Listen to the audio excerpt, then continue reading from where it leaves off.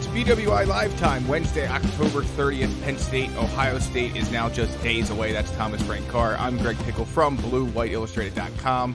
The Nittany Lions sit as a 3.5-point underdog for Saturday's big noon kickoff on Fox. Obviously, practice continues today. We'll have a little bit of a preview of that as the Nittany Lions get ready to open practice to us, and then for James Franklin to talk one final time with reporters before Ohio State week. T. Frank, how you feeling? Penn State puts Wisconsin in the rearview mirror, and I can tell you from being in that media room at Camp Randall Stadium on Saturday night that they were ready to turn the page pretty quickly to the Buckeyes. There was no doubt that they were in full film review mode on that flight home, and certainly they are ready, obviously, for an opportunity to win arguably one of the biggest games of James Franklin's tenure at Penn State. Yeah, what did you say the spread was? Coming 3.5 today. Yep, 3.5 in favor of who? Ohio State. See, that's interesting because that was my biggest question for you coming into the show, other than the other things we're going to talk about with Ryan Day and what's on tap for today. But I'm in a really, having watched some film this week, I was curious who would be the favorite coming into this game. Penn State is the higher ranked team. They are the home team, and yet Ohio State's still the favorite on the road. I guess I'm not surprised, but at the same time, it's just that indication of how close this game is. And I think some of the impact of what we saw against Wisconsin with Drew Allar's injury and things like that. And I'll just say off the top, I think if Drew Allar were completely healthy coming in this game, that would not be the case. So Penn State was a 3.5-point underdog on the look-ahead line before last weekend's games as well. Of course, Ohio State struggled to ultimately beat Nebraska. We all saw how Penn State ended up beating Wisconsin with backup quarterback Bo Prabula driving the ship in the second half. Here's what I'll tell you about that point spread, T. Frank. I'm looking at the Action Network public betting percentages. 80% of the bets so far and 86% of the money bet so far on this contest are on Ohio State. So if the odds makers would have made Penn State a favorite, deservingly or not, whatever you might feel about that, the money would have flowed in even more on the Buckeyes. So they're, of course, looking for even action. They don't appear to have it at the moment, but we'll see. These things tend to even out as we get closer to kickoff. Time will tell. I wouldn't expect the line to move, quite frankly. I don't think it's going under a field goal, and it's certainly not getting up to a touchdown. So 3.5, it might, could it go to 4.5? I guess possibly, but I think we're done with line movement at this point. I think everyone sort of knows the score on the injury front. And let's start there with the Penn State side of things and get into our practice preview. Penn State will open the doors to reporters later Wednesday. We're talking at 10 a.m. We'll be there at 5 p.m. Eastern time. So depending on when you're listening to this, you may already be able to get an update on that over at BlueWhiteIllustrated.com. But T. Frank, I mean, look, we don't need to belabor the point here. Those gates are going to open. Yeah. And you're going to see half the reporters go left and go check out the defensive field and see if Dani Dennis-Sutton is out there. Yeah. And you're going to see the rest go straight ahead to where the quarterbacks typically are and Drew Allar, and then obviously a little bit further down where the offensive linemen are and Anthony Donkoh. So I want to ask you this, because this is the question I think a lot of people are asking this morning. It comes from David, and thanks for always being here, David, on the BWI Live Show. But will PSU hide Allar at practice from the media? No, certainly not. Nope. They will not. No, I don't think they're going to hide any of these three guys, to be completely honest with you. Yeah. I would. Well, I guess the situation with Donkoh, I think, is different. Where, yes, agreed. He is the least healthy, in my opinion, of the three players in this situation. And I think, probably more skeptical of Allar's health than some other people. And we'll get into that at the end of the show when I get into what I mean in terms of what that means for the game plan. But Allar specifically is going to be out there. They want every signal to be that both quarterbacks are preparing as if they're going to be in the game. And that's probably the goal anyway. So here's what I've learned, Greg. I am done rating the performative injury progression from what we see in 10 minutes of individual drills, because last week I was like, Anthony Donkoh is moving around pretty well. He looks like he's taking contact pretty well, even on the shoulder that is banged up. Everything looked great, and then he went out in the game and immediately didn't look good. Immediately, when somebody was pulling full force on him, and they were running around his injury and they were trying to compensate for it, it was obvious he was not 100%. Same thing with Nick Singleton. He can look good in practice, but really his ability to play through contact and drive his legs with power is what seems to be missing. So we are learning more context about some of these situations and some of these injuries based on their performance.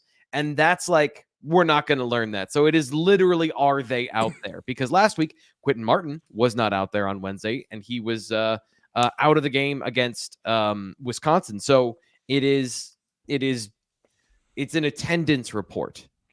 Yeah, I'm done from Liam Clifford to Anthony Donkoh trying to gauge who's healthy and who's not healthy. Yeah, no, it's a good way of putting it as an attendance report because, look, I want to be very clear about what this practice session that we get to see is. It's the same thing every week. It's not a contact period. It is certainly not a live period. It's individual drills. Sometimes there's a little bit more special teams mixed in. Sometimes there's not. But what you could, even if these guys are spending the other 90% of practice doing rehab stuff, they will bring them out there. If they are able to, they will bring them out there in pads for that 10 minutes to send them. It's funny, the rules of practice, you hear T. Frank talk about all the time, the things he can't talk about. Penn State will have no issue with the idea, if all three of those guys are out there, that Ohio State is aware of that fact. And look, I think that Ohio State is preparing for that anyway, similar to what Penn State's doing. We'll get into that with Ohio State's injury issues, but it is a game of cat and mouse, like I wrote yesterday. It is a gamesmanship situation for both sides. And, ultimately, teams cannot, they don't release step charts anymore, and they do these things with practice where they bring guys out who may not be healthy or don't have guys out who could play, blah, blah, blah, blah, blah. We go on and on and on. Yeah. But the fact of the matter is, these teams know what's going on. Both sides know what the possibilities are and who the replacements are and so on and so forth. So, yeah, we will keep a close eye on that, but it's a good reminder, and Quentin Martin is one side of the coin, and certainly I think you could probably say Donkoh's the other. But what we see in those 10 minutes is not always the full end game that we're going to see on Saturday. So even that availability report, we've come to find, is not necessarily indicative always. That comes out 2 hours before kickoff. I do wish the Big Ten would adopt the SEC's policy of doing a Wednesday, Thursday, Friday, Saturday availability report. Not happening this year. Will it down the road? We'll see. But even if they did have that, T. Frank, I think you probably agree with me.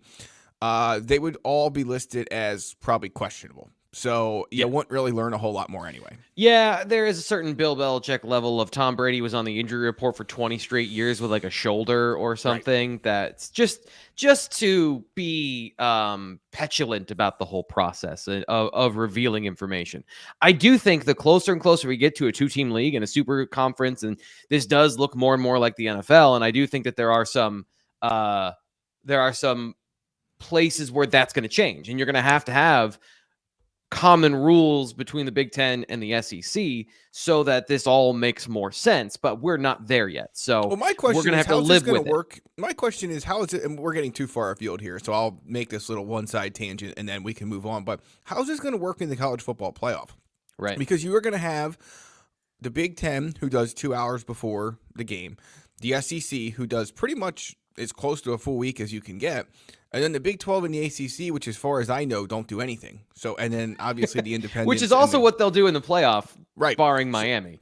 Right. So the question to me is just, is there going to be some kind of a rule in place that, I don't want to say normalize, but standardizes this whole situation in the playoff? Because obviously, it's going to be very, I think, frustrating to Big Ten and SEC schools if their opponents do not have to follow something that their own conference, the Big Ten or the SEC mandate. So time will tell on that. That's not really the point of today's conversation. But at any rate, we'll be out at practice tonight, and I'm looking forward to it, T. Frank. I think we'll learn plenty. Obviously, you're going to be there. I will be there. Yes, I got some stuff. I got some swag I need to get you from some of our recent sponsors, including the one that's coming up next. I didn't expect to see you in anytime soon, so I'm going to have to remember to pack that just now. Yes, I'm looking forward to it. And then obviously we'll hear from James Franklin following practice. Curious to see what topics of conversation that come up with him. And I know this isn't on the rundown, so I'll just also briefly move through this. But what's on your mind tonight? Because I have something on my mind that I'm hoping comes up. We'll see if we can get a question in. But anything outside of the injuries, that's number 1, 2, 3, 4, 5, 6, 7, 8, 9, and 10. But when we get to number 11, and assuming this is a longer news conference than last week's 4-minute venture, what's on your mind tonight from him? I don't know, Greg. I've reached the point in the season where all the things I want to know are things that he's absolutely not going to talk about. Like, Here's one, and I'm kind of spilling the beans on what I want to talk about later, but I should get to it now. Drew Allar's average time to throw so far this year is 2.9 seconds. Like, he holds on to the ball. Part of that is he's been extending plays, but part of that is this passing attack goes down the field and takes time to develop, because that's the point. They want those explosive plays through the passing game. How do you manage that with the strongest pass rush you'll see this year and a banged up injury situation at right tackle? That's something that if Drew Allar plays, that's the number one thing that I think affects this game for Penn State, and why I said off the top of the show, if Allar was healthy, I wouldn't have any question as to who I think is the favorite in this game because of the way Ohio State's offense is currently. And so which team adapts to their injury situation best, to me, is a big factor in this. And then how Penn State plans on doing that is, a big question in my mind. But again, like, hey, James, tell me your game plan for today, for this weekend. And, those always go well. I asked him about Abdul Carter and playing Mike linebacker on first down, and then he started talking about Abdul Carter as a pass rusher. So it's like, there are certain things you've gotten a little too close when they start talking about something completely off topic, almost immediately. Manny Diaz did that to me last year. No doubt about it, T. Frank, and you're usually astute enough to find yourself in that position. One thing I would say is, I have been sort of focused on Penn State's starting field position challenges this year. Mm-hmm. Some of it's opposing punter related, like the Wisconsin punter just kept, banging punts inside Penn State territory last week. That was part of the problem. But some of it is Penn State's own inability to create anything in the run game and in the pass game. And if you look, there's some different analytics out there. Penn State's average starting position is its own 25. The Ohio State's defense average starting field position is its own 26. Mm-hmm. And as James Franklin highlighted on Monday during his news conference at Beaver Stadium, they don't allow much in the way of kick returns. So we're assuming both teams, and certainly at Penn State, I think, are going to be dealing with a lot of touchbacks and starting, at the set spot, not necessarily where you return it to. And so can this, these long Penn State drives, 9 plays, 90 yards, 7 plays, 70 yards, 8 plays, 80 yards, that have been pretty much a staple of I'm going to answer that question from Steven when we get into that. So Steven, I'll talk about that here in a minute. But can that be sustainable? And is there anything Penn State can do to improve its starting field position? A couple things are obvious. Turnovers, number one, and Penn State is not creating those like it has in the past. But then better decision-making in the punt return game. And the Caden Saunders injury obviously has hurt that. They weren't getting much out of him in a return perspective. They almost got something out of Zion Tracy last week. They did, if his knee wasn't down. And I went back and watched that, and part of me thinks some of that boost in terms of where he got to was because some of the Wisconsin players anyway thought he was down and were confused. But yeah, we'll see. But he needs to be better when it comes to decision making. But that is one big issue to me in this game, T. Frank. Penn State and its propensity for long scoring drives. They're great if you can do them.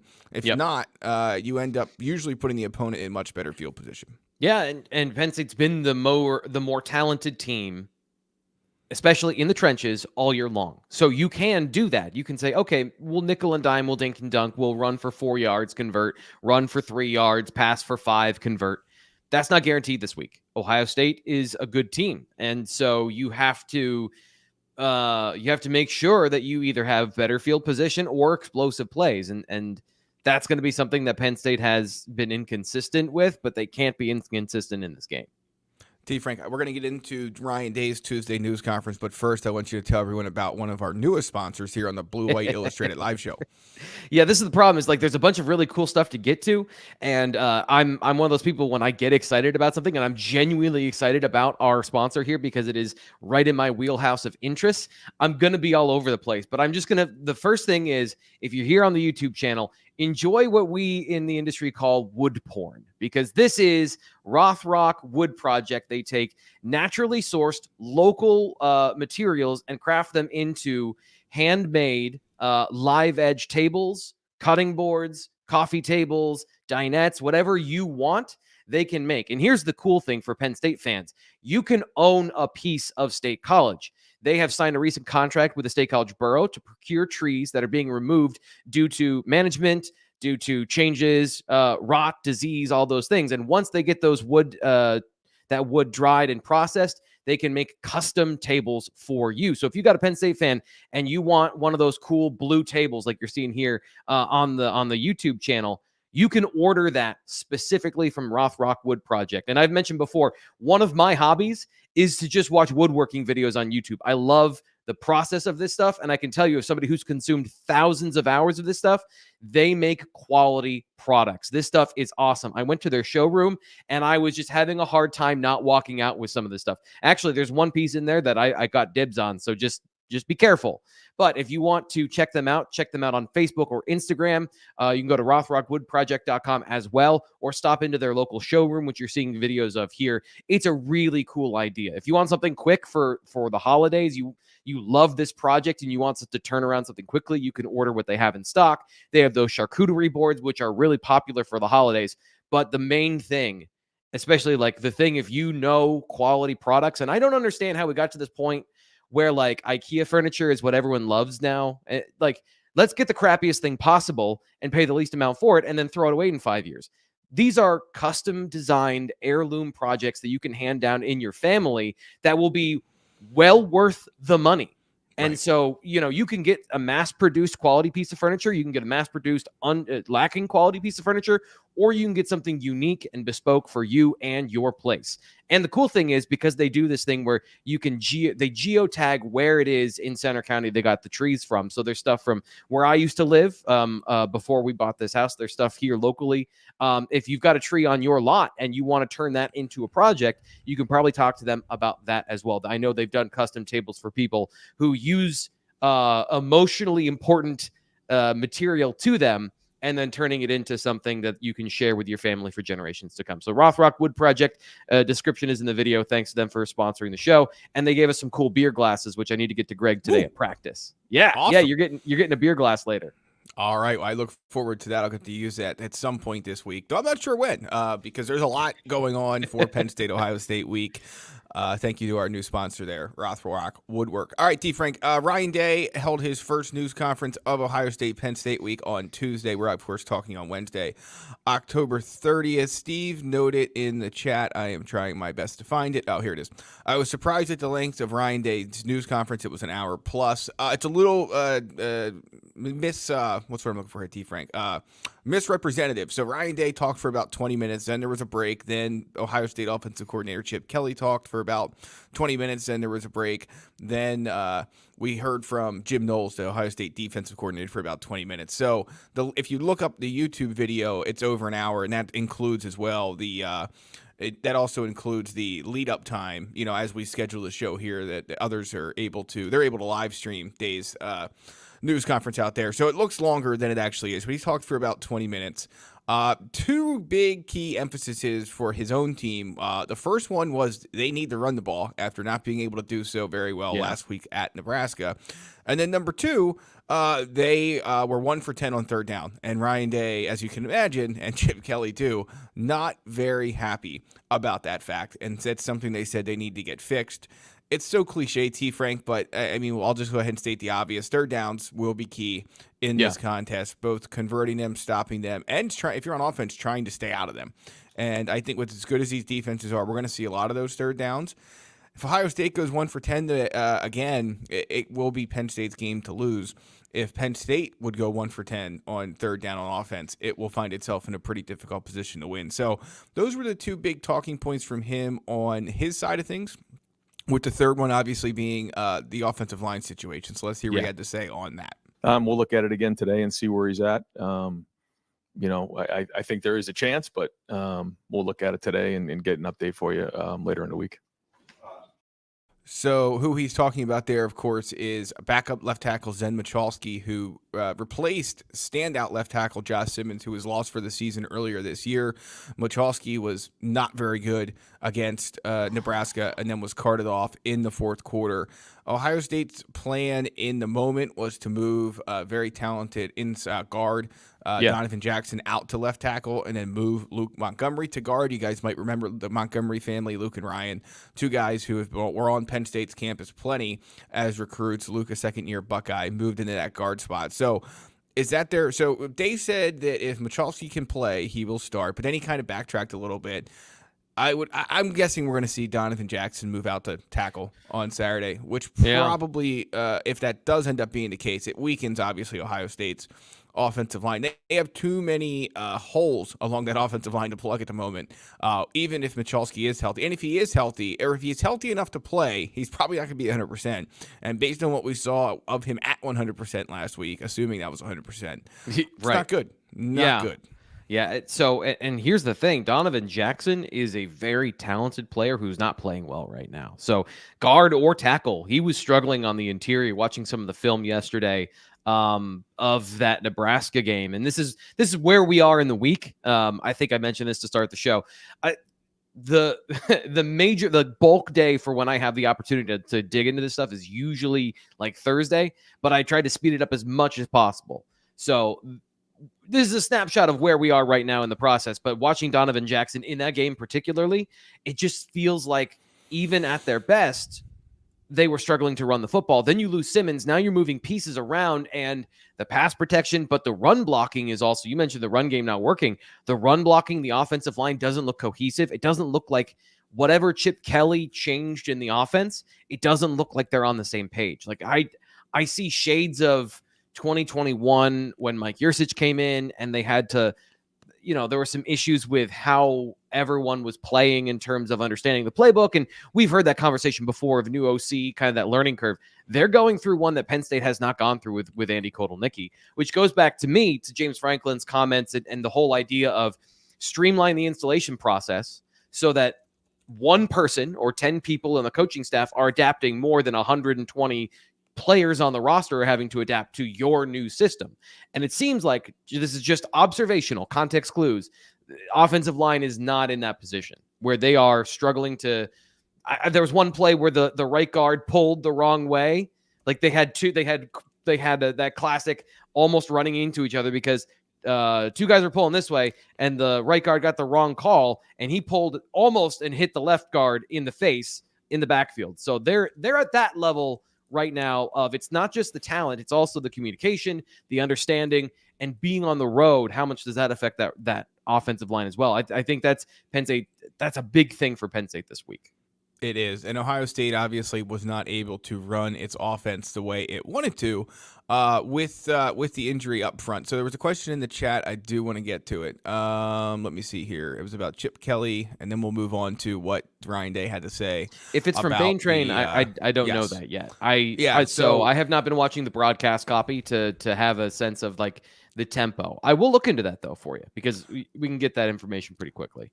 Yeah, so I'm looking at the pace report info from the Action Network, and Penn State, actually, I just put them both side by side. Penn State is at 28.64 seconds per play, which is 116th in the country, and Ohio State is not too far ahead of it. Ohio State is, I'm going to find it here, I promise. This is terrible work on my part. But Ohio State is at number 106, 28.11 seconds per play. Okay. So it's going to be a short game. Everyone's going to run the clock. Yeah, so it feels to me like it definitely could factor. It could become a game that maybe favors Penn State in terms of these games Penn State has won with not a whole lot of possessions. And we heard James Franklin talk a lot about this whole idea of more plays and more reps and more opportunities earlier in the season. But you're going to win however you have to win. Yeah. And Penn State has had some long, both yards and time-wise scoring drives this year. And so, I actually changed my prediction in terms of the total number of points this morning. We'll have those over at BlueWhiteIllustrated.com on Thursday morning. But I changed mine in terms of total number of points because I just don't think this game's going to have enough possessions to get to the number of points I originally predicted. So time will tell on that. Speaking of points, the way Penn State scores them or does not score them is going to greatly be impacted by its situation at quarterback. So we don't got to really rehash too much here. Drew Allar hurt late in the first half at Wisconsin, comes out with a brace on his left knee. At halftime, briefly warms up, makes it clear it's not going to work. Gives way to Bo Prabula, who comes in and finishes the job. At Ohio State, James Franklin, as you can imagine, was in no hurry to clarify his quarterback situation heading into this game on Monday. Ryan Day was asked about that fact on Tuesday in Columbus. Here's what he had to say.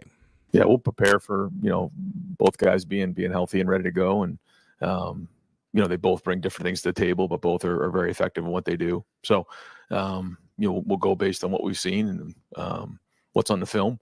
But yeah, we have to know who's in the game. I mean, regardless, we knew we were going to have to prepare for both quarterbacks. So, and both do things, they both do, they run, they throw, they both can do things very well. So they're both talented in what they do, just a little bit different in the way that, their skill set's set up. But like you said, we knew we were going to have to prepare for both anyhow. Ryan Day stating a little bit of the obvious there. Penn State using Bo Prabula. They're also going to have to prepare for Tyler Warren, the quarterback, as well. And we get into that a little bit later. You pick up that subtle foreshadowing on the graphic today of the show? Yeah. I sure did, yeah. So we'll see. But, yeah, I mean, like I said, I don't want to spend too much time on this because we are going to get into the Penn State quarterback conversation a little bit later in today's show. But certainly Ohio State is preparing for multiple quarterbacks, either one to start, either one to lead the snap count. They're preparing for Anthony Donkoh or Nolan Rucci at right tackle. They're obviously looking at the defensive side of things with Dani Dennis-Sutton and Amin Vanover and Smith Vilbert. So, I think maybe I'm oversimplifying this, but I just think they have so many eyes and ears and hands in these football buildings now that the whole idea of having to prepare for one guy or the other at any position, to me, is just not as big of a deal as it used to be. And certainly, when you talk about the differences between Drew and Bo, it will definitely require different things on Ohio State's defense to work based on which one of those guys is in. But I just feel like it's just not as complicated to have a plan ready to change things at a moment's notice as it used to be, because you have so many analysts and other people in these buildings now to pretty much put together as many game plans or possible game plans as you would like. Yes, but it also comes down to practicing those and the translation of that information to the players on the field, and spending time and energy at practice devoting to a split game plan. I will say, as you oversimplify things, I will always overcomplicate things. So we are a great balance, the yin and the yang of that. It is normally, I would say, Ryan Day saying that is lip service. Because, Bo Prabula, he's going to play. They're going to have a couple Bo package plays.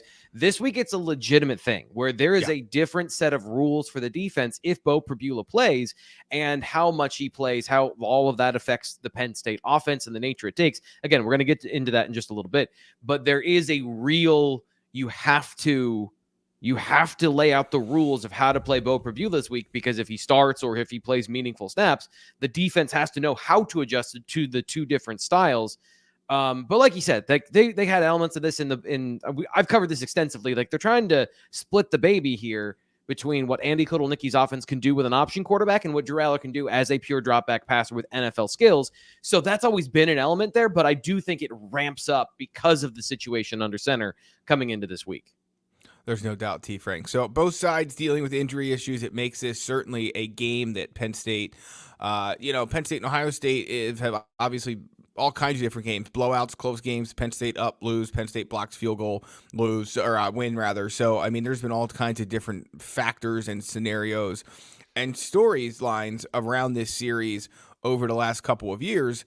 This is a unique one in terms of the Franklin era that they are at Penn State with this many injuries. Well, if you want the latest injury information, recruiting intel, my phone keeps buzzing. If I keep looking away, it's because Ryan Snyder, Sean Fitz, Steve Wiltfong, and Chad Simmons at On3 and BlueWhiteIllustrated.com. Just every time I look down, there's a new tweet about a visitor coming. Or just hammering it. Interview. Yeah, it's all over the place. And if you want to learn who's coming, Ryan and Sean and the guys have over 80 visitors already confirmed for Penn State, Ohio State. Go to BlueWhiteIllustrated.com. Use promo code JOIN50 for 50% off an annual subscription. That's promo code JOIN50, caps, all lowercase, a mixture. It doesn't matter. If you use JOIN50, it will work for you. You get 50% off an annual subscription billed monthly to BlueWhiteIllustrated.com. It'll get you intel on what we see at practice later today, what the recruiting updates are, who is Penn State still pursuing in the class of 2025. Yep.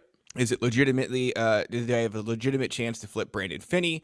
What is T. Frank seeing on film ahead of this game? So on and so forth. Join us now at BlueWhiteIllustrated.com. We use promo code JOIN50 for 50% off an annual subscription that's billed monthly to BlueWhiteIllustrated.com. And don't forget to like and subscribe. Right. Yeah, you still get a full year. So like, okay, it's October, it's almost November. Do I really want? But that means you get September and October of next year too. So that is an amazing deal to get basically two seasons, the meaningful part of this year and the first part of next year for half off. That is the best work we do in the leading industry work that we do, all for you if you join now. Yes, so please do take a visit over to bluewhiteillustrated.com. Check that out. Promo code JOIN50. And please remember to like and subscribe here on the YouTube channel as well. If you're listening to the podcast version, feel free to leave us a review. Any comments, we'd really, really appreciate it. All right, it is officially, even though it's been kind of going on for the last half hour, it's officially Penn State, Ohio State preview time. The Nittany Lions and Buckeyes square off at noon on Fox.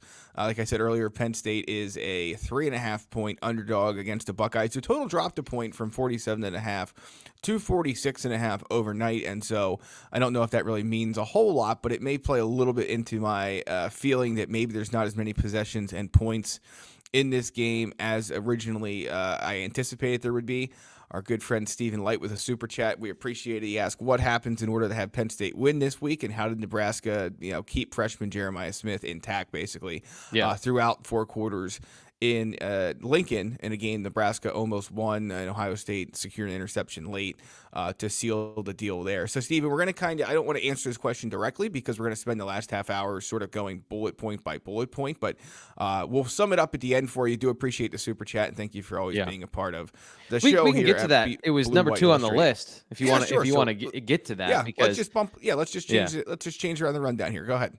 Yeah, so pass protection is a major issue. And when you don't have pass protection, you can't throw the ball down the field. They like to throw the ball down the field, at least against that Nebraska defense, which plays a lot of zone. They wanted to get matchups against slot corners and safeties with their talented receivers. That's what happened on the interception that Will Howard threw, is because he was trying to hit Emeka Egbuka down the seam, and he got the opposite coverage of what he was expecting. He was expecting cover 1 because he got that earlier in the game. He thought he saw that again. He threw with anticipation and absolutely threw it to the wrong spot. And then the outside corner was playing cover 3, ran over top and caught the ball.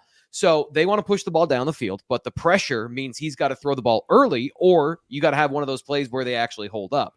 So that's how they kept Jeremiah Smith in check, because you just couldn't get him the ball the whole game because the quarterback was constantly under pressure. And that is something you should expect this week as well. If they're moving their guard to tackle and they're putting in a redshirt freshman at guard and they've got all these moving pieces, Penn State now has Dani Dennis-Sutton, or has Zane Durant in the middle. So if you leave too many opportunities for him, and Penn State decides to put on a little bit of zone pressure, maybe they blitz Jalen Reed, that is an advantage for Penn State in the trenches. They have a clear advantage between the Penn State defensive line and the Ohio State offensive line, especially in these obvious passing situations. So that's one thing I'm super interested in. Yeah, so as you mentioned, T. Frank, it was a very interesting week for Ohio State at Nebraska. They tried like hell to run the ball too, and that's partially because I don't think they felt confident in having enough time to let things get open downfield to throw the ball. Will Howard, not exactly the most fleet-of-foot quarterback that there is. So when you put all those things together, yeah, I think they ran it. It wasn't double the number of pass attempts, but certainly I think they tried to run the ball, didn't run it very well. But I don't want to make it then sound like that this is not a good Ohio State offense coming to town, because it has all the talent in the world, but it is just hamstrung right now by its offensive line, and Jeremiah Smith's stat line was a victim of that on last Saturday at Nebraska. And same goes for Judkins and Henderson, the 2 extremely talented running backs the Buckeyes bring into town as well. That's the biggest thing in this matchup, is like the run game is not good. like I said, watching Donovan Jackson play, he's making mistakes and doing things that I saw as a freshman. And you go, as a freshman, you think to yourself, okay, this dude is super talented. He's an NFL prospect. He's an NFL player from a physical standpoint. He just needs to develop, the rest of it from a football perspective. And it almost feels like he's been backsliding. He's making mistakes against Nebraska, which we saw earlier in the year. They've got some big guys. Number 9 was actually really good in this game. And I don't know if he was just the Illinois offensive line handled him better, because I watched that Illinois Nebraska game to get ready for Penn State's matchup earlier in the year. But I didn't expect Ohio State to have struggles at that particular position in the run game. I figured that would be where they would have their strength. Now, when they did make plays, it was behind the left guard, but he was inconsistent in his execution of his performance. And now, if he's playing left tackle, first time he's done that since high school.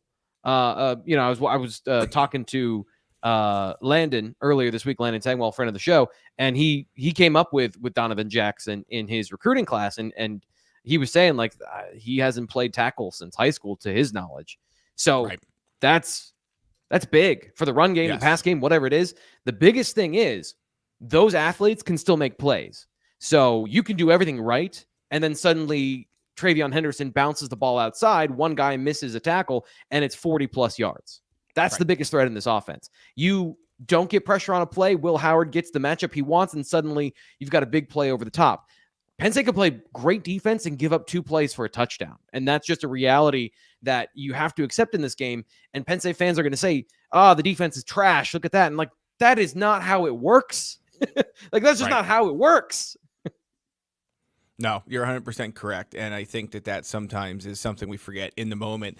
That's why we love the in-game threads, T. Frank, over at BlueWhiteIllustrated.com, because they go in all sorts of different directions of anger and not anger and so on and so forth. We got a super chat here to get to from Larry. Larry, thank you so much. It says, Ohio State, from their own people who watch all 22 and cover the team, said they had severe issues at right guard, and bumping Donovan out could be worse. They've said that guard has been an issue for them, not just left tackle. Yeah, thank you for the donation to the super chat and for that intel. As T. Frank was saying, it's just really interesting that Ohio State, a program that is just recruited so well, has so much talent across the board, finds itself in this position. And look, anyone would who loses its left tackle, especially a star like the one that it had. But Penn State lost Olu Fashanu, and they were able to get through the season with Drew Shelton, who was a high 4-star prospect. It's surprising the drop-off. I'll say this. Like, I don't know if it was the NIL and going out and getting certain players or what it's been, but it doesn't seem like the depth, at least on the offensive line, is there, because Larry's right. That was kind of wrapped up in, like, the offensive line doesn't look good right now. They cycle right guard, 77, and I want to say 67 might be the other guy at that position, where neither are, like, a complete player. 70 is good. You know, he's good, but he doesn't look like the same athlete like a Thayer Mumford or some of those guys, Paris Johnson you've seen go to the NFL. And Greg, it kind of looks like, I know that they came up, Ryan Day came up under Chip Kelly, but it almost looks like Chip Kelly bolted his run game onto Ryan Day's passing attack. And it just seems like they don't know what to do up front. Right. And I think that's the issue that Chip Kelly and Ryan Day are going to have to deal with as they get ready to come to Penn State. And if you go over to the Blue White Illustrated website, you can find it, or you can find it here on YouTube. Urban Meyer's podcast, he was talking a little bit about this game with his co-host Rob Stone and Mark Ingram II. And you could tell it was like breaking his brain trying to figure out how Ohio State was going to deal with Penn State's defensive ends. Because he makes a good point. Your eyes you're telling you got to deal with this specimen in Abdul Carter or Dani Dennis-Sutton or whoever it might be coming off the edge at that speed, at that size. And then you got a guy like Zane Durant inside who might be coming, your way as well. So, and whoever you put out there, his words were, Urban Meyer's words were, whoever you put out there is going to be your third string left tackle. And that seems to be a pretty fair way of looking at it. So, it is not a good situation for Ohio State. Not one it can't overcome with a week of practice, but certainly if you watched the game last week, and I think most people probably did as a lead up to Penn State, Wisconsin, you found yourself probably feeling quite a bit different about the Buckeyes before that game compared to afterward. Yeah. And so it's interesting going into a game against Ohio State and going back to your point about Urban Meyer, where you feel like Penn State has the advantage in the trenches. Normally, like, you would feel Penn State can compete there, but even if you look at at Ohio State's defensive line, if Penn State were at full health, I would say Penn State has the better matchup there in terms of 1 through 5 that they've ever had in this particular situation. And I don't know that I've ever been able to say that, where, the defensive ends are good. Penn State has comparable talent at defensive end. They're B+ players, A- players. JT Tuimoloau is not Chase Young. Jack Sawyer is not Nick Bosa, but they are good football players that can stop the run and can, that are really good pass rushers, but maybe not the elite athletic freak shows that you've become accustomed to. However, Greg, I do think it's interesting that this will be the best test, let alone for the right side, but for Drew Shelton. I think this is a good measuring stick for him in how he performs in this game, because we've seen him take some steps where he was a little rusty, a little wobbly early in the season, but he's been very good since then. how does he perform against guys who have comparable talent? And that to me is something I want to know, because that's going to have a direct impact on obviously the Penn State offense, but how it operates with the given quarterback under center. Yes, and so at this point, with some of the uncertainties on Ohio State's offensive line, this is a hard game to predict. Like, I put my prediction in. Like I said, I changed my score already.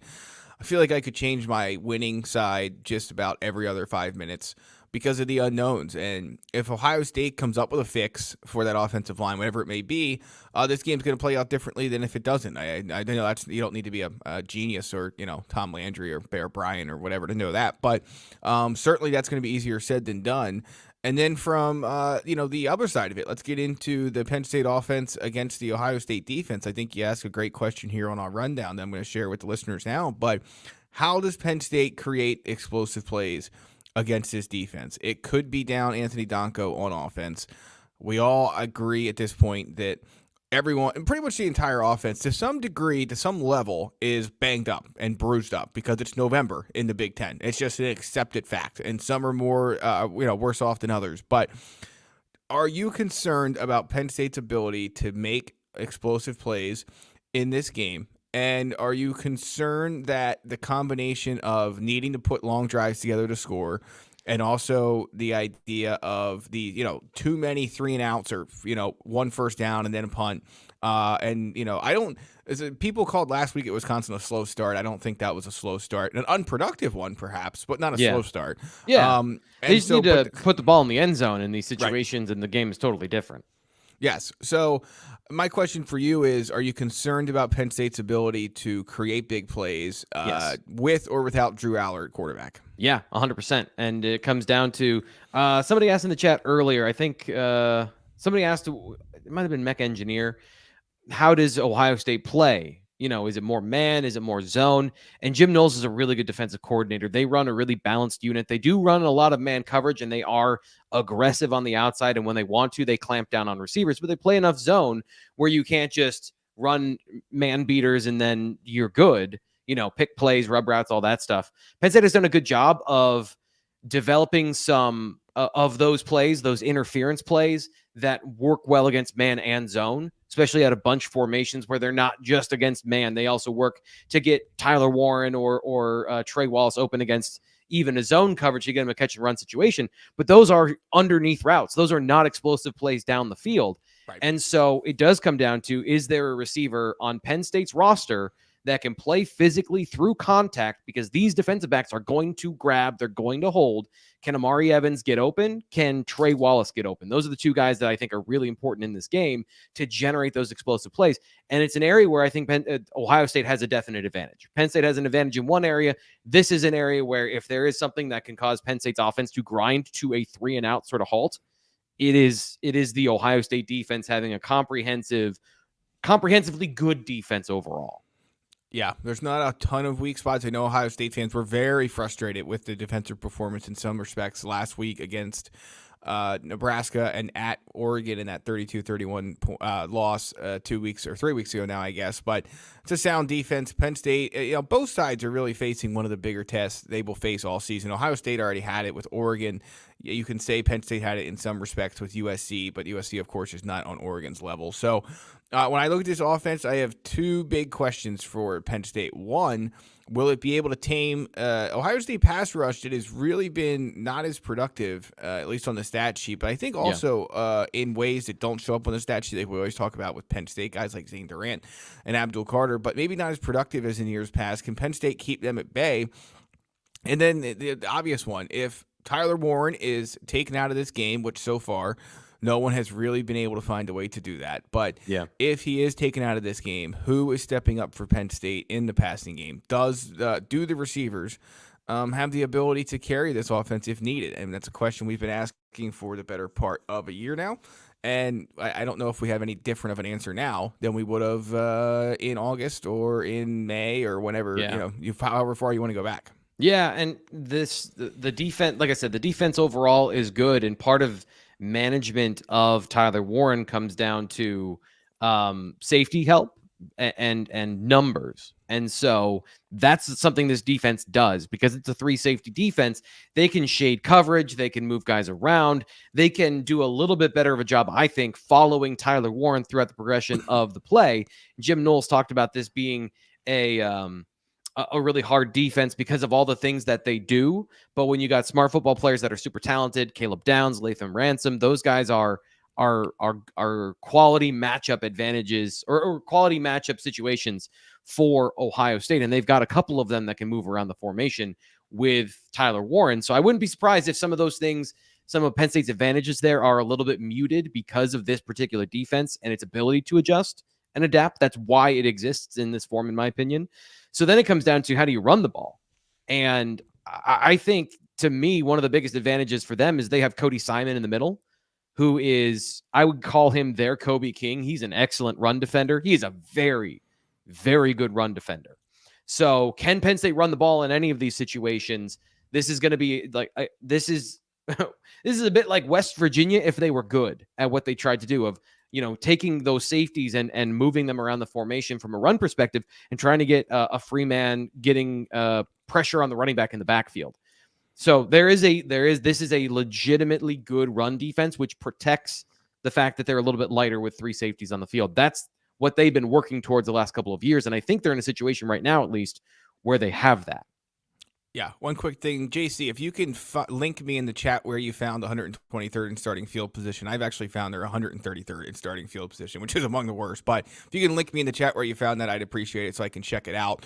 Getting Ransom back, if Ohio State is able to. And at first it sounded to me like Ohio State was pretty confident they would get him back, the standout safety they have. That because really with him out, Ohio State found itself in a pretty similar situation to Penn State, in terms of it then had to move Jordan Hancock back to play safety more instead of keeping him in that nickelback role that they prefer. I don't know what they call it, but the Lion or the whatever. I'm sure they have some kind of name for it, the Buckeye probably or something along those lines. But you get the point. They had to change their defense as well with Ransom out. Sounds like he could be back, whether he's 100%. No one's 100%, but whether he's close to it or not, we'll have to wait and see. But ultimately, T. Frank, I think this game, as much as the injuries are things that are going to play a key role in this contest, so much of it will come down to just scheming and execution. And there are very good coordinators on both sides of things here. There's another super chat we want to get to from Larry.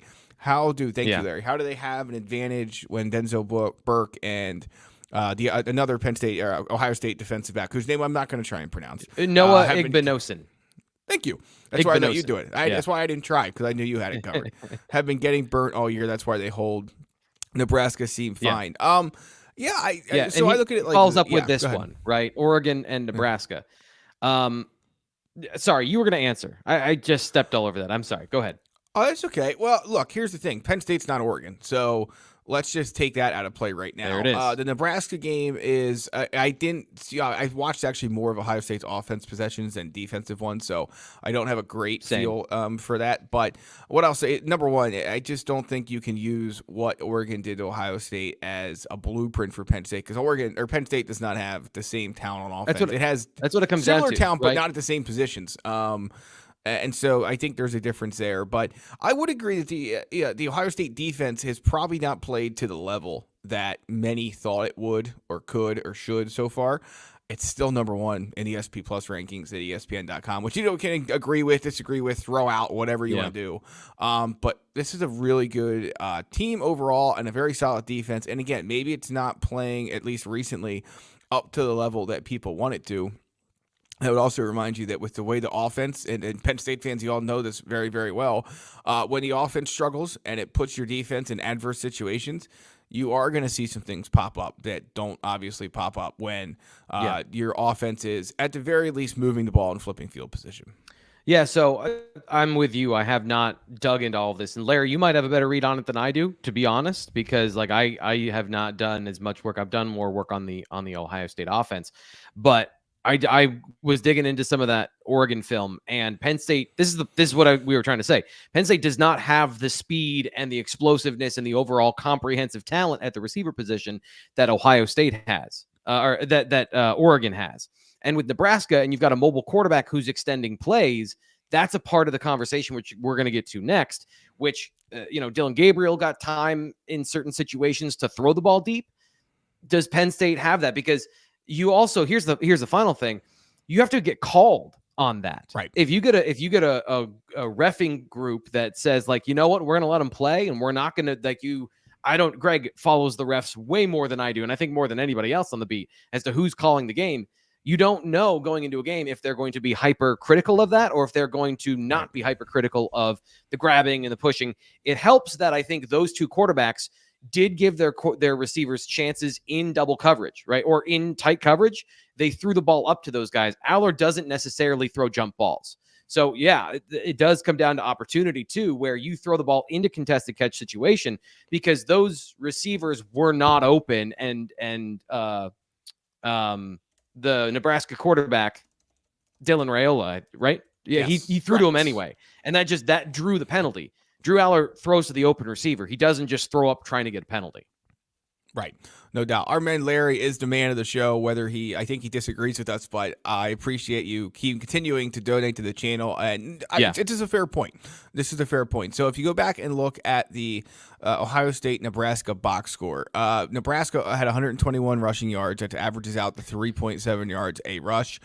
They were able to do some things on the ground. You're right. But it was just a strange game to me. It really was. And I think that the one thing I keep coming back to is that Penn State offense and offensive line changes when Anthony Donkoh's not out there and Nolan Rucci is. It's another thing I struggle with when trying to project this game is I thought Rucci had some fine moments against Ohio State, or I'm sorry, Wisconsin, especially in the run game. He needs to make improvements in the pass game, but it changes the way this offense operates. And then the other thing too, when we're talking about, Larry says we also have a better quarterback that Penn State does to take advantage of, Ohio State's potential weaknesses. Well, in which way? Is it Drew Allar throwing or is it Bo Prabula running? I think that's another thing that, again, makes this game so hard to handicap because we just don't know. If it's Drew in the backfield for most of the game and you're getting sub packages with either Tyler Warren at quarterback or Bo Prabula at quarterback, that's one thing. If it's Bo straight running the offense, that's a complete other thing. And how Penn State's going to attack this defense in most ways, and this is a good way to segue into the final part of our show. I want to make one point, though, quick, T-Frank. In most ways, that's going to determine this game. Here's what I will say, and we're going to get into the Sunday film study then and look at Penn State's quarterback situation. But what I would say is this, T-Frank. I would say that if Penn State was in this situation last year, where it may have to start its backup quarterback, it may have to not have its starting quarterback, I think you'd feel pretty bad about it. I think the big difference is Andy Kotelnicki has inspired the confidence necessary from what he's done that you can believe, and you're not just blowing smoke, but you can actually believe it, that Penn State will have a plan of attack regardless of which quarterback it starts that can be successful. Yeah, absolutely. And that's kind of the point I was trying to make this past weekend. I think people took it the wrong way to say that this is a doom and gloom situation, but there are challenges and there are opportunities with both of these guys on the field. And we saw that play out in real time against Wisconsin, which I thought was the point to take away from that game of how the offense fully operates with both those guys under center and how that projects to this particular game with Penn State's strengths and weaknesses on the offense that present themselves right now. All right, Sunday film study time. That's what we're going to talk about. You can read it all at bluewhiteillustrated.com, where you can use promo code JOIN50 for 50% off an annual subscription billed monthly. T-Frank, as we get into the final part of the show here, I mean, I'm just going to let you kind of take it and run with it. And it's a much more nuanced conversation than Drew can sometimes run but has a better arm, and Bo can run a lot and maybe make some passes. It's a much more nuanced conversation than that. That will be the 50,000 foot conversation, I think, across the country this week as Penn State goes into this game, and it's talked about on radio shows, TV shows, so on and so forth. But in terms of how either quarterback impacts this offense, it changes, certainly. And it's a much more nuanced conversation than just that. So the problem is it's all, I don't want to sound like James Franklin, but it's all of it. It's not just the quarterback situation to me. It's also the tackle situation. And Right. there are certain combinations of players on the field that I don't think work for Penn State in this game. So you've got a pocket quarterback who's hobbled right now. James Franklin talked about this being a game time decision. To think that Drew Allar is going to be healthy is incorrect. He's going to be playing hurt, not injured, but hurt. So here's one stat. And I think this comes down to the story of the game in a certain way. Will Howard gets the ball out in 2.6 seconds, 2.63, something like that. It's in the lower half of the Big Ten of starting quarterbacks, which is fairly quick. 2.5 in the NFL is kind of like bang on standard. College, it's a little bit all over the place, but 2.6 in college is pretty fast. Drew Allar gets the ball out on average in 2.9 seconds. This offense likes to push the ball down the field. He is a full progression quarterback. He's reading the defense pre and post snap. He's throwing the football into these zones or finding the correct man coverage. But what he's done this year that he hasn't done previously is he is evading pressure and making plays by extending them. He's gone back and forth of whether or not I think he's doing that effectively throughout the season. There was a little bit of a lull there, probably the Bowling Green game through Illinois. And then he really bounced back against USC. I think that's off the table this week in terms of his ability to meaningfully evade. He can still step up and move around in the pocket, but the tackle situation to me is a problem because Nolan Rucci, I think at this point has given up, and I apologize. This is where I was a little unprepared. I didn't have all my facts in order. He's given up roughly the same amount of pressure as starting left tackle Drew Shelton on half the number of reps. Anthony Donkoh is injured. He has, in my estimation, 2 separate injuries he's trying to work through right now. So either of those don't feel good to me in terms of how you have the combination of Allar under center and, more importantly, how you generate explosive plays. Right. He generates explosive plays as a passer, but his effect on the run game is a, let's say, neutral one, where the standard run game has to operate well because James Franklin has talked about how he pulls the ball and keeps it occasionally. That's as much gamesmanship as it is like a fact. He wants everyone to believe that's having a material effect on the game. But in the last couple of weeks, without Donkoh steamrolling the right side of the line and providing dynamic openings, it hasn't been as effective. Like the run game has been much less dynamic, not just because of Singleton's health, but also because the running lanes are smaller. And when you have those compounding factors, that's my biggest concern in this game is if Allar's not mobile and he can't deliver on the run and you have some leaky protection at tackle, which is you were going to have it anyway against one of the best D-lines in the country. Now you have a compounding factor there and the run game can't compensate. I'm struggling to find, Greg, where the explosive plays come for the offense at that point. Somebody's got to make a play out of structure, like a broken play from Tyler Warren or from Nick Singleton or from Trey Wallace, which is, by the way, I think the same plan that Ohio State has. That's exactly the same plan I would say that Ohio State has to generate. So there is a bit of an even footing there. But for Will Howard and that receiving core, just the health and the mobility and explosiveness is slightly better than where Penn State is right now. Like I said to start the show, if Allar was healthy, I don't have any question that Penn State has the advantage on offense, but they don't right now. Right, and that's an issue they're going to have to try and figure out over the next couple of days. The stats you were looking for, T. Frank, Anthony Donkoh has allowed 8 pressures according to Pro Football Focus on 306 snaps. Drew Shelton, 7 on 408, and Nolan Rucci, 6 on 180. So that tells you a lot about the situation Penn State's dealing with at tackle. As we get into the final minutes of the show here, it just, we're going to talk ad nauseum. The recruiting show will be here tomorrow. I'm sure you guys will do a little bit of game preview as well. We'll be chatting over at BlueWhiteIllustrated.com about this. You'll have the show with Landon on Saturday morning and be back for the post-game show Saturday afternoon. But it's just an interesting game. I think that this idea from some Penn State fans, T. Frank, that this is finally the year. This is finally the year Penn State does it is a fair one. It's just a really hard game to pick. With all the things going on both sides at key positions. Again, this is not just a health conversation. This is a key positions: left tackle, right tackle, quarterback, defensive end. I mean, this is not like your backup linebacker is dinged up, or one of the guys in your heavily used defensive tackle rotations dinged up. I mean, these are key players at key positions, so that makes this game very difficult to pick and figure out what's going to happen on Saturday. But as we get into the final minutes here of the show, your final thoughts. Go ahead. Do you mind if we go just a little bit longer? Because I do want to get into the Bo Pribula side of the conversation. Because this is always what happens is like I come out hot and I have like a very strong opinion on something, and then Steven says, "You've convinced me, T. Frank, it's a Bo game." I don't want to say that's the case because somebody said in the chat like chip and help out the right tackle, and that's the answer. Like if you can give him a clean pocket, I think Allar can still deal. I think he can still be super effective and be the quarterback that we've seen. And so I don't want to say like you have to sit Drew in this game, because let's talk about what happens when Bo Pribula is on the field. The running game opens up because of that option game. We saw that. There's no question about that. And I would say the nature of the passing game also changes, where you use more RPO, more play action, more of these things derived from the run game. That's what Andy Kotelnicki did at Kansas, where it was so much easier on the quarterback to throw some of these passes because you have to drop a safety into the box.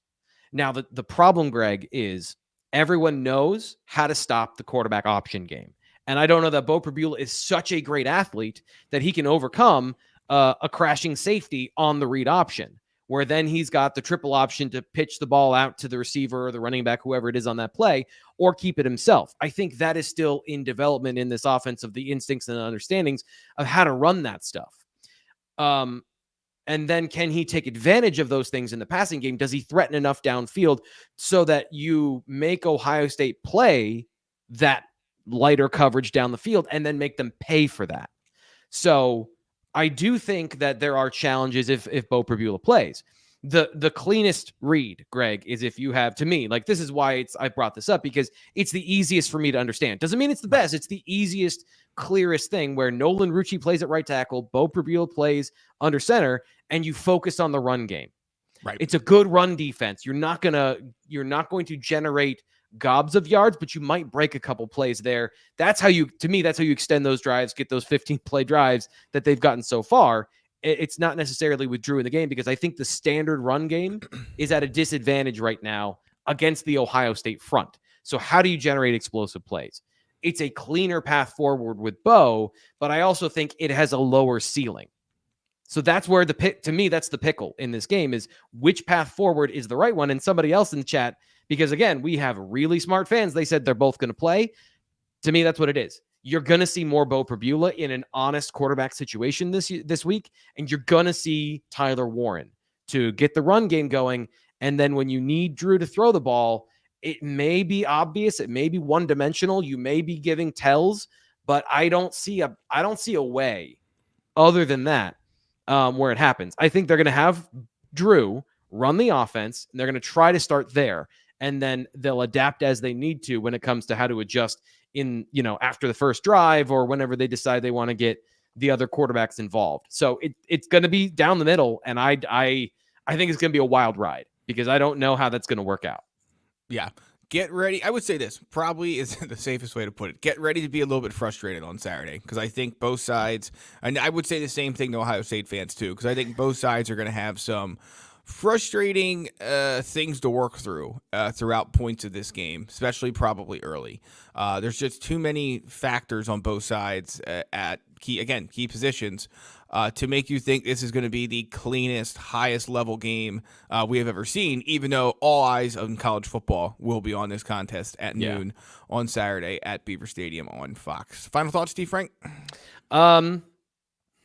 Yeah, follow us, BlueWhiteIllustrated.com, all that great stuff. We're going to have practice updates, and we're going to give you as much information as we can tonight. I'm glad Greg is coming up, because we're going to need every eyeball that we have for availability and for understanding who is and is not there, and who is and is not looking however they look at practice. So it's a very impactful, important afternoon for us at BlueWhiteIllustrated.com. You should join us, subscribe, so you get James Franklin's press conference and everything else that follows along with tonight's coverage. And as you say, join 50, promo code JOIN50 for 50% off. Greg, you're the man for putting that up there at the end of the show. Appreciate it. All right, for Thomas Frank Carr, that's Greg Pickel. Like he said, we will have practice coverage tonight. You can return to the Blue White Illustrated YouTube channel to check out James Franklin's comments later this evening as he will meet with reporters. The recruiting show with Ryan Snyder, Sean Fitz, and Thomas Frank Carr is coming to you on Thursday, and we'll have complete coverage of Penn State, Ohio State throughout the rest of the week. We will talk to you next Wednesday. Until then, have a good day.